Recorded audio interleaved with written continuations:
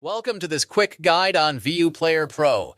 Whether you're on a smartphone, tablet, or smart TV, VU Player Pro is available on all devices, making it your go-to app for streaming channels, movies, and series. In this video, we'll show you how to set up and use the app in just a few simple steps. Let's get started. After downloading VU Player Pro on your device, open the app and take note of your app details.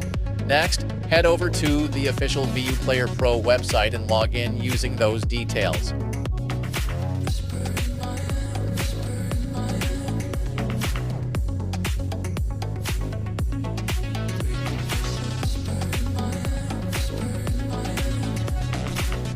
Once logged in, you'll need to add a playlist subscription. This can be done by entering a URL or Extreme codes. Don't have a playlist? No worries, check the video description for links or reach out for guidance via WhatsApp. We're here to help.